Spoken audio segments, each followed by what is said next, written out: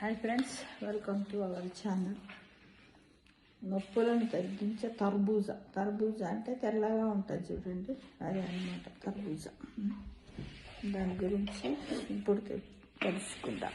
About తర్బూజా పండులో పోషకాలు అనేకంగా ఉంటాయి. పీచు పదార్థాలు ఎక్కువగా ఉండి కడుపు త్వరగా అది తిన్నట్లయితే మనము కడుపు త్వరగా నిండినట్లు అనిపిస్తుంది. దీంట్లో నీటి శాతం ఉంటుంది. ఈ పండు లోపల పొటాషియం ఉంటుంది. ఇది కొవ్వును తగ్గిస్తుంది.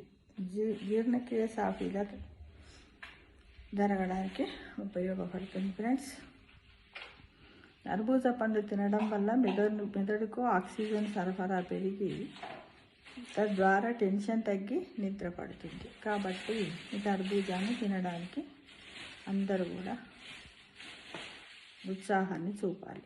ఈ జ్యూస్ తాగడం వల్ల చక్కెర శాతం పెరగదు, పైగా కిడ్నీలో ఉన్నటువంటి రాళ్ళు కూడా కరిగిపోతాయి.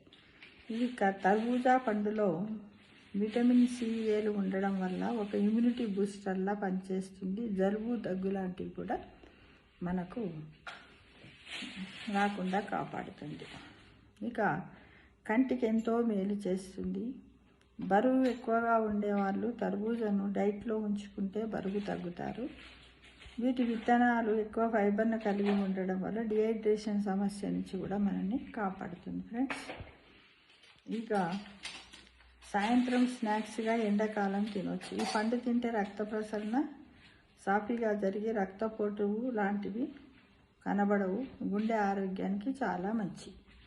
తర్బూజా పండు తినడం వల్ల కొల్లాజెన్ ఉత్పత్తి జరుగుతుంది.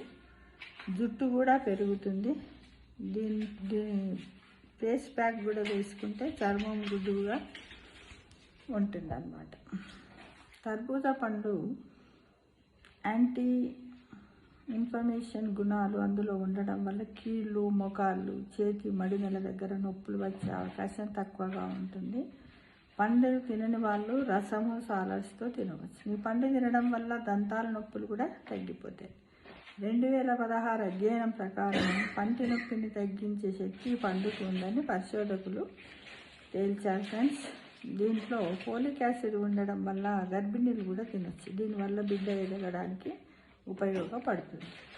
ఈ తర్బూజా అంటే ఎలా అంటే తెల్లగా ఉంటుంది చూడండి దాన్ని.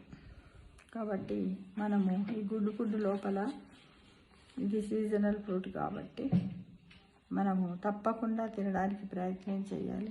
ఆల్మోస్ట్ ఆల్ ఇప్పుడు అన్ని సీజన్లో దొరుకుతున్నాయి. ఫ్రెండ్స్, తప్పకుండా తినాలి. నేను ప్రతి ఒక్కరిని కూడా కోరుతున్నాను. ఓకేనా ఫ్రెండ్స్? Thank you.